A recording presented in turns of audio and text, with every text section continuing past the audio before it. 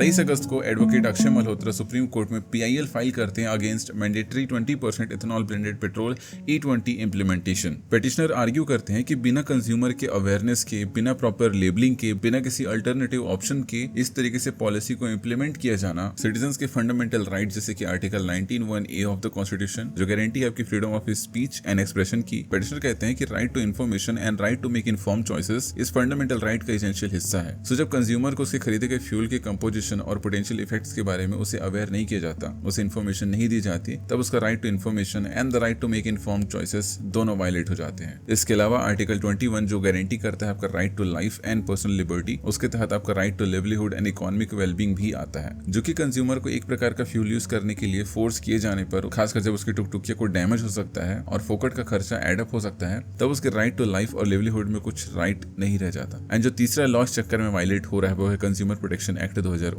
इस एक्ट में स्पेशली कहा गया है कि कंज्यूमर को उसके द्वारा खरीदे गए सामान को लेकर उसको प्रॉपर इन्फॉर्मेशन मिलनी चाहिए about the quality, quantity, potency, purity, standards and price of the good. E20 fuel का मैंडेटरी सेल बिना डिस्क्लोजर या लेबलिंग के इसके मल्टीपल प्रोविजंस को वायलेट करता है। अब इस केस में सुनवाई 1 सितंबर को हुई और सुप्रीम कोर्ट में जजेस ने कहा attorney general of India R Venkataramani कहते हैं ये फैसला सोच समझ के लिया गया है। और कौन मेरा दुश्मन आया है?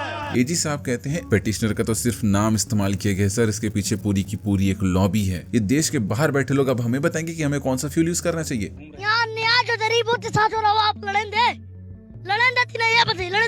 एक तो मुझे समझ नहीं आता कि हमारे देश के जितने भी रिप्रेजेंटेटिव हैं गवर्नमेंट के, वो गवर्नमेंट की तरह क्यों बात करते हैं। चट्टान की तरह खड़ा था, खड़ा है।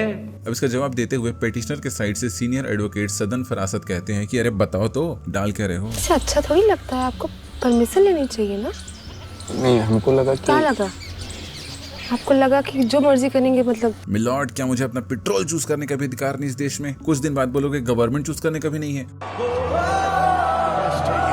देखो यार, गवर्नमेंट के इरादे इस मामले में तो एकदम पाक है, प्योर है, क्योंकि पेट्रोल बनता है क्रूड ऑयल से फ्रैक्शनल डिस्टिलेशन के प्रोसेस के जरिए। पेट्रोल जो है वो एक वॉलेटाइल कंपोनेंट होता है उस क्रूड ऑयल का, क्योंकि उसके वीक इंटरमोलिकुलर फोर्सेस की वजह से वो इजिली इवोपरेट हो जाता है एंड हेंस उसका जो वेपर प्रेशर है वो ज्यादा होता है कंपेयर टू नीट एथेनॉल। अभी जो पेट्रोल है बनता है क्रूड ऑयल से। क्रूड ऑयल है फॉसिल फ्यूल, और फॉसिल फ्यूल जो है वो dead remains of plants and animals से बनता है, प्राइमरली मरीन ऑर्गेनिज्म जैसे कि एल्गी और ज़ूप्लैंक्टन से, जो millions and millions of years के इंटेंस हीट और प्रेशर, जो layers of sediment, sand, rocks लगाते हैं, जिससे ये जो ऑर्गेनिक मैटर्स हैं वो कार्बन रिच हाइड्रोकार्बन मिक्सचर यानी कि क्रूड ऑयल में ट्रांसफॉर्म हो जाते हैं। खुदा का नाम लेके खुद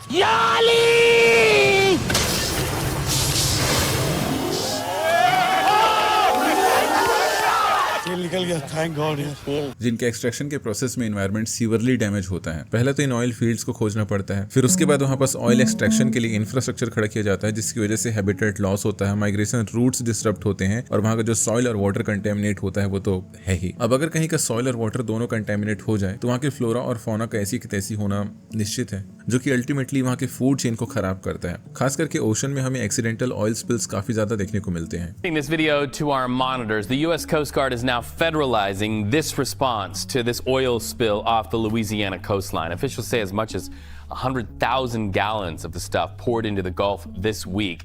The marshlands polluted, ecosystems exposed, dangerous toxins there in the water. So इसलिए तो सरकार कह रही कि हमें ऑयल से अपनी डिपेंडेंसी कम करनी है, क्योंकि अपने देश की इकोनॉमी का सारा कंट्रोल किसी और के हाथ में देना समझदारी नहीं है। क्योंकि समझदार लोगों को पता होता है कि अपने पैसे सही जगह लगाने के लिए एक भरोसेमंद प्लेटफॉर्म का होना कितना जरूरी है। जैसे कि मार्केट वुल्फ एक सेबी रजिस्टर्ड ऐप है, जो कि काफी चर्चाओं में है अपने बिगिनर फ्रेंडली कॉन्सेप्ट की वजह से, क्योंकि इसको इस्तेमाल करना बहुत आसान है। आप पिन डालकर जब यहाँ लॉग इन करेंगे तो आपको फॉलो ट्रेंड्स का ऑप्शन दिखेगा। जैसे आप फॉलो ट्रेंड पर क्लिक करेंगे, ये आपको प्रॉफिटेबल ट्रेंड्स दिखा देगा जो भी बाजार में चल रहे हैं, जिसे आप बस एक ही क्लिक से फॉलो भी कर सकते हैं। आप यहाँ पास बहुत छोटी इन्वेस्टमेंट अमाउंट के साथ भी ट्रेडिंग शुरू कर सकते हैं, जबकि दूसरे ऐप्स पर आपको 3 गुना ज्यादा पैसे चाहिए होते हैं इन्वेस्टमेंट करने के लिए। इसमें इनबिल्ट स्टॉप लॉस फीचर भी है, जो कि आपको नुकसान से बचाता है। जैसे ही ट्रेड एक लॉस लेवल तक पहुंचता है, ये खुद ही स्टॉप लगा देता है ताकि आपको ज्यादा नुकसान ना हो, और इनका ब्रोकरेज भी इंडस्ट्री में वन ऑफ द लोएस्ट है। देखिए, प्रॉफिट ट्रेंड के हिसाब से मूव कर रहा था, मैंने स्टॉप ट्रेड पर क्लिक किया और 1306 रुपए का प्रॉफिट बुक हो गया, वो भी इतने कम समय में। इस पूरी फैसिलिटी को आप सिर्फ 99 रुपए की लाइफ टाइम फीस में यूज कर सकते हैं। यहाँ आपको कई सारी कमोडिटीज मिलेंगी ट्रेड करने करने के लिए। गोल्ड, सिल्वर, क्रूड ऑयल या नेचुरल गैस, इन सभी पर आप आसानी से ट्रेड कर सकते हैं सुबह 9 से रात के 12 बजे तक। मार्केट वुल्फ आपको फ्री रिकमेंडेशन भी देता है। बीते 28 दिनों में कई सारे लोगों ने हजारों के प्रॉफिट्स बुक किए हैं, जिस पर मार्केट वुल्फ कोई भी कमीशन नहीं लेता। मार्केट वुल्फ ऐप के 2 मिलियन से ज्यादा डाउनलोड ऑलरेडी हो चुके हैं। तो अगर तुम्हें भी ट्रेडिंग करनी है और इस तरीके से पैसे बनाने हैं तो दोस्तों जाओ, लिंक है डिस्क्रिप्शन में और पिन कमेंट में। अब बढ़ते हैं आगे। अब ये डैमेज तो है ही, लेकिन इससे कहीं ज्यादा डैमेज होता है इसकी कंबशन के दौरान। जैसे कि पेट्रोल को जब कंबस्ट किया जाता है ओपन एयर में तो वो बहुत ज्यादा एनर्जी रिलीज करता है, साथ में CO2 और H2O उसके बाई प्रोडक्ट होते हैं। लेकिन यहाँ पास H2O से कंफ्यूज मत हो जाना कि अरे ये तो पानी बना रहा है तो अच्छा होगा, नहीं। जितना इसके रिलीज किए गए वाटर से फायदा नहीं होता, उससे कहीं ज्यादा नुकसान इसके रिलीज किए गए CO2 से हो जाता है। पर ये complete reaction abundance of oxygen में होता है। अगर ऑक्सीजन की कमी पड़ती है तो इनकम्प्लीट कंबशन होगा और वहां पर carbon monoxide as a by product release होगा और साथ में शूट कार्बन यानी कि कार्बन के कुछ मॉलिक्यूल्स भी रिलीज होंगे alongside the water। अब ये तो मुझे बताने की जरूरत नहीं है कि कार्बन मोनोऑक्साइड या फिर अनबर्न कार्बन हमारे लिए कितना टॉक्सिक होता है। अब जब तुम गाड़ी चलाते हो तो उसमें से कुछ percentage of fuel completely combust होता है, जबकि कुछ इनकम्प्लीट होता है तो कुछ होता ही नहीं है। और इन सब की वजह से जो कॉकटेल ऑफ कंपाउंड रिलीज होता है एग्जॉस्ट से, वो हमारे लिए बहुत ज्यादा टॉक्सिक होता है, जिनको लेस हार्मफुल बनाने के लिए व्हीकल्स में कैटालिटिक कन्वर्टर्स इंट्रोड्यूस किए गए थे, जो कि इन अनबर्न हाइड्रोकार्बन्स को, कार्बन मोनोऑक्साइड्स को और नाइट्रोक्साइड्स को CO2, H2O और N2 में कन्वर्ट करता है। अब क्योंकि इन कैटालिटिक कन्वर्टर्स में प्रीशियस मेटल जैसे कि प्लेटिनम, पैलेडियम और रोडियम यूज किया जाता है, तो लोगों को इसकी असली वैल्यू इसको चोरी करके बेच के पैसा कमाने में नजर आया। A catalytic converter is an important and expensive part of a car's exhaust system, and thefts are spiking nationwide, up 325% in the last 2 years. Mostly due to a rise in the value of the rare metals inside. 2020 से 2022 तक तो proper catalytic converter theft ring operate किया करता था USA में, और ऐसा कांड हर जगह होने लगा जहां जहां गाड़ियां कैटालिटिक कन्वर्टर के साथ बिक रही थी। इंडिया में भी ये चोरी बहुत ज्यादा अनकॉमन नहीं है, लेकिन फिर भी जो इस पूरे प्रोसेस का मेन कल्प्रिट है वो अभी भी खत्म नहीं हो रहा था। कार्बन एमिशंस फिर भी बढ़ते ही जा रहे थे, तो इसका एकमात्र उपाय है कि फ्यूल को रिप्लेस किया जाए। इसलिए फ्लेक्स फ्यूल्स को इंट्रोड्यूस किया गया। अभी जो फ्लेक्स फ्यूल है ये दोनों प्रॉब्लम्स को टैकल तो कर ही रहा था, साथ में इसकी वजह से फार्मर्स को भी ठीक ठाक फायदा होने लग गया। He says small farmers can't afford alternative means, even though the burning is illegal. Though the government does subsidize machines that could clear the fields without fire, they remain unaffordable to most. क्योंकि ethanol बनाने के लिए चाहिए होगा sugar cane, molasses, मेज और जो भी सरप्लस या डैमेज्ड फूड ग्रेन्स होंगे, उनको फर्मेंटेशन के प्रोसेस के जरिए उनके शुगर को एथेनॉल में कन्वर्ट किया जाएगा ईस्ट के जरिए। अभी जो प्रोसेस है ये फैक्ट्रीज में परफॉर्म किया जाएगा, जिसके लिए जो फार्मर्स सप्लाई देंगे उनको अच्छी खासी पेमेंट भी मिलेगी। एज पर द रिपोर्ट्स ये जो मूव है ये जैकपॉट है फॉर फार्मर्स, क्योंकि ऐसा प्रोजेक्ट किया जा रहा है कि जो फार्मर की इनकम है वो $4.6 बिलियन से बढ़ जाएगी नेशनली। पर ये चीज हमने पहले भी देख रखी है। ग्रीन रेवोल्यूशन के दौरान जब high yielding variety seeds introduce किए गए, तब फार्मर्स ने दे दनादन सीड्स उगाई, जिसका उन्हें बहुत ज्यादा फायदा हुआ। हमारा देश जो भुखमरी में था वो सरप्लस में चला गया, पर इसका नतीजा ये हुआ कि पंजाब जैसे रीजन्स का ग्राउंड वाटर लेवल कहीं ज्यादा नीचे चला गया। पंजाब में सबसे ज्यादा ग्राउंड वाटर का एक्सट्रैक्शन होता है। उसका जो stage of ground water extraction है वो 163.76% है, जो कि 100% के सेफ्टी थ्रेशोल्ड से बहुत ज्यादा नीचे है। यानी कि 79 to 84% जो स्टेट के ब्लॉक्स हैं उन्हें ओवर एक्सप्लॉइटेड या फिर डार्क जोन में क्लासिफाई कर दिया गया है। अब अगर लोगों को यहाँ फायदा दिखेगा तो यहाँ भी एक्सप्लॉइटेशन होगा। वैसे ही गन्ना या कॉर्न को उगाने में बहुत ज्यादा पानी लगता है, और जिन इलाकों में इनका प्रोडक्शन सबसे ज्यादा होता है वो इलाके पहले से ही वाटर स्कैर्सिटी जोन में आते हैं। लेकिन मैं इसमें ज्यादा सवाल नहीं करूंगा, नहीं तो गडकरी जी मेरे को एंटी नेशनल बोल देंगे। Petrol consumption of India, considering the amount of ethanol we would require, the estimate comes to about 10.16 billion liters. And ethanol production happens from corn, wheat, rice and sugarcane. And out of these 4 crops, 3 crops are water guzzling crops. So अभी बैंगलोर में water crisis चल रहा है। BMC ने बस एक notification दिया, they're going to cut the water supply by 5%. ये जो आर्गुमेंट करने वाले लोग हैं ना, हाँ, ये सबसे देश में एंटी नेशनल है। देश में पानी की कोई कमी नहीं है। मैं वाटर अच्छा। E20 इनिशियली 2030 तक इम्प्लीमेंट किए जाने का प्लान था, पर गवर्नमेंट को शायद एनवायरमेंट की चिंता अंदर ही अंदर खाई जा रही थी, इसलिए उन्होंने 5 साल पहले ही इसे इम्प्लीमेंट कर दिया। थोड़ा भी लेट होता ना तो पता नहीं एनवायरमेंट का क्या होता, पता नहीं उन फार्मर्स का क्या होता जो 1-1.5 साल तक प्रोटेस्ट करते रहे अपने MSP के लिए। और इन कंपनीज का जो 5 साल का प्रॉफिट डूबता वो तो अलग। कांग्रेस लीडर कहते हैं कि पिताजी बैठे सरकार में, बनाए पॉलिसी और बेटा बना रहे पैसा। क्योंकि गडकरी जी की एक कंपनी है पूर्ति ग्रुप नाम से, जिसकी 2 सब्सिडरी कंपनी है, सायन एग्रो इंडस्ट्रीज और मानस एग्रो, जिसको उनके दोनों पुत्र निखिल और सारंग चलाते हैं। जैसे ही ये पॉलिसी इंट्रोड्यूस की गई, वैसे ही इन कंपनीज के स्टॉक प्राइसेस और रेवेन्यू में सिग्निफिकेंट ग्रोथ देखने को मिला। जैसे कि जो साइन एग्रो इंडस्ट्रीज है उसका रेवेन्यू 17 करोड़ था फाइनेंशियल ईयर 2024 के फर्स्ट क्वार्टर में, जो कि फाइनेंशियल ईयर 26 के क्वार्टर फर्स्ट में 510 करोड़ हो गया। और जो स्टॉक प्राइसेस 40 रुपए थी वो 668 रुपए हो गई सिर्फ 16 महीनों में। अब एथेनॉल बनता है शुगर से, और पूर्ति ग्रुप के तो नाम में ही शुगर है। ऐसे एलिगेशन गडकरी के ऊपर पहले भी लगे थे। बीजेपी अध्यक्ष नितिन गडकरी की कंपनी पूर्ति पावर एंड शुगर लिमिटेड ने टाइम्स ऑफ इंडिया को दिए जवाब में लिखा है कि उनके निवेशक कंपनियों में किसी प्रकार की गड़बड़ी नहीं है, जबकि टाइम्स ऑफ इंडिया का दावा है कि उनकी पड़ताल में कुछ और ही कहानी निकलकर सामने आ रही है। टाइम्स ऑफ इंडिया के मुताबिक पूर्ति पावर एंड शुगर में निवेश करने वाली ज्यादातर कंपनियां उन पदों पर मौजूद नहीं हैं जो रजिस्ट्रार ऑफ कंपनीज के दस्तावेजों में दर्ज हैं। अखबार के मुताबिक पूर्ति में निवेश करने वाली 5 कंपनियों Nivita Trades, Swift Soul, Rigma Fin Trade, Ashwani Sales and Marketing और अर्नविल ट्रेडर्स को मुंबई के अंधेरी इस इलाके में दुबे चावल में रजिस्टर्ड दिखाया गया है। लेकिन टाइम्स ऑफ इंडिया के मुताबिक चावल के मालिक विजय दुबे का कहना है कि वहां ऐसी किसी भी कंपनी का दफ्तर नहीं है। नहीं, यहाँ पर कोई कंपनी के लोग नहीं है। इसमें जो हमारा भाड़ुत रहता है उसका नाम है अनंत लक्ष्मण कावलकर।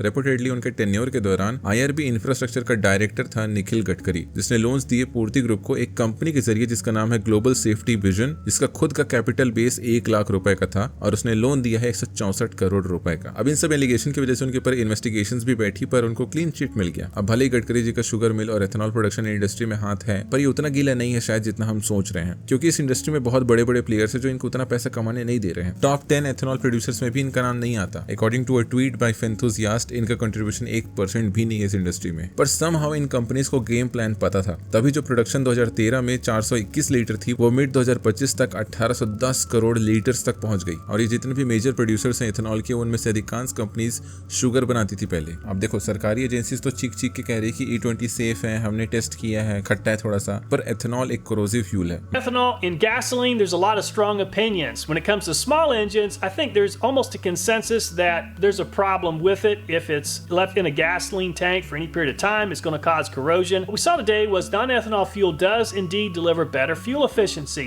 क्योंकि इसे पानी से प्यार है। ये पानी देखता है और बोलता है मेरे को हाइड्रोजन बॉन्ड बनाना है इसके साथ, क्योंकि उसका एक हिस्सा हाइड्रोफिलिक होता है। लेकिन ये रिश्ता हमारी गाड़ी की टंकी, गैसकेट और फ्यूल पंप्स के लिए बिल्कुल नाजायज है। चोरी, भीख, डाका, गबन कुछ भी कर लेते, लेकिन प्रेम ना। ऑल्दो 2023 के बाद आने वाली गाड़ियां थोड़ी सी लिबरल सोच की है, वो अलाउ करती हैं E20 फ्यूल, पर इनमें से भी कई सारी गाड़ियां पूरी तरीके से E20 फ्यूल पे नहीं चल सकती। और जो पुरानी गाड़ियां उनको तो बहुत ज्यादा ही एतराज है। कैसे तैसे तो वो E10 फ्यूल के लिए मान गए, लेकिन E20 फ्यूल उनको आंख फुटते नहीं सुहाता। 2023 तक करीब 237.3 मिलियन गाड़ियां रजिस्टर्ड हैं, जिसमें से 212.3 मिलियन यानी कि लगभग 89.4% गाड़ियां 2023 से पहले की हैं। जो कितना सारा एथेनॉल पेट्रोल में मिलता है वो देख के शर्म से मर जाएंगी। और ऐसे स्ट्रेस वाली सिचुएशन में इंश्योरेंस वाली कंपनियां कहती कि तुम गाड़ी को दारू नहीं पिला सकते, हम इंश्योरेंस नहीं देंगे। Hello everyone, look at this. This came out of my bike's carburetor. This is all rust. My bike was parked for like 2 or 3 months, and although bullet tanks are prone to rust, but this has never happened before. देखो यार, ethanol ना अच्छा fuel नहीं है, petrol से तो अच्छा नहीं है, क्योंकि पेट्रोल पर लीटर में approx 33.6 million joule energy produce करता है, जबकि एथेनॉल अप्रॉक्स 23.4 मिलियन जूल। इसका मतलब सेम डिस्टेंस ट्रैवल करने के लिए एक्स्ट्रा एथेनॉल लगेगा। एक्स्ट्रा एथेनॉल लगेगा मतलब बार बार टंकी भरेगी, बार बार टंकी भरेगी मतलब ज्यादा पैसे खर्चे होंगे। और क्योंकि एथेनॉल को इंडिया में प्रोड्यूस किया जा रहा है जिसका पर लीटर कॉस्टिंग 60 से 70 रुपए है, तो E20 भी तो सस्ता होना चाहिए ना। सेम पैसे में मेरी गाड़ी कम माइलेज क्यों दे रही है? SIAM के एग्जीक्यूटिव डायरेक्टर भी कह रहे हैं कि लैब कंडीशन में 2-4% गिर रहा है, तो एक तो एक्चुअल में तो और ज्यादा गिर सकता है। अभी तो ये ढंग से आया भी नहीं और अभी से इसका इफेक्ट दिख रहा है। कॉर्न बेस्ड एथेनॉल प्रोडक्शन की वजह से जो देश एशिया का टॉप कॉर्न एक्सपोर्टर था वो अब नेट इंपोर्टर बन चुका है। और एक बात तो मेरे समझ के परे है कि जिस देश का हंगर इंडेक्स में रैंक 105 है 127 देशों में से, पता नहीं तुम इस इंडेक्स में कितने यकीन रखते हो, पर इसके हिसाब से इंडिया एक सीरियस हंगर कैटेगरी में आता है जिसका स्कोर 27.3 है। ये स्कोर कहता है कि हमारे देश में under nourishment, child stunting, child wasting, child mortality ठीक ठाक है। और इन सब के बावजूद हमारे देश में खाना वेस्ट हो जाता है, सरप्लस में चला जाता है। So what now? As a citizen of this mighty nation, I think I have the right to choose the fuel of my choice, at least one that suits my vehicle better. आपसे जो हो सकता है वो करो। आप normal petrol का price बढ़ा दो और एथेनॉल ब्लेंडेड को सस्ता कर दो। This is my 2025 motorcycle. The fuel tank says it's E5 and E10, but when I head to the pump, they say they only serve E20. I paid 15 years of road tax while buying this motorcycle, but when I have to buy the fuel, I am not allowed to get it. Now, how's that fair? क्यों मैं जो अपनी पसंद की गाड़ी जिसको बड़ी मेहनत से मैंने खरीदा है उसको जबरदस्ती वो फ्यूल पिलाऊं जो वो पीने लायक नहीं है? अरे कभी ने मेरे दीकरे को मार डाला, मारो दीकरो, मारो दीकरो।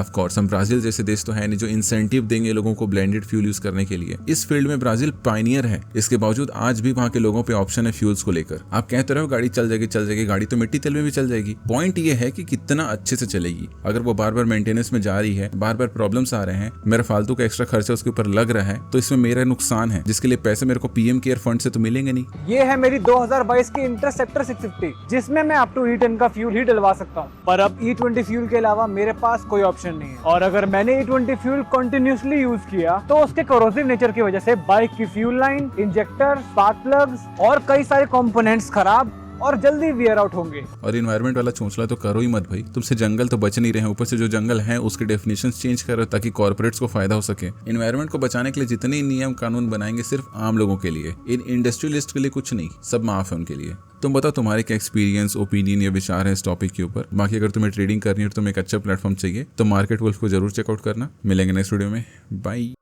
आप 120 रुपए जो पेट्रोल ले रहे हैं उसका भाव हम 15 रुपए लीटर करेंगे। जितना एवरेज आपको 120 रुपए के पेट्रोल में मिल रहा है उतना एवरेज आपको 15 रुपए पेट्रोल की कीमत जो है 15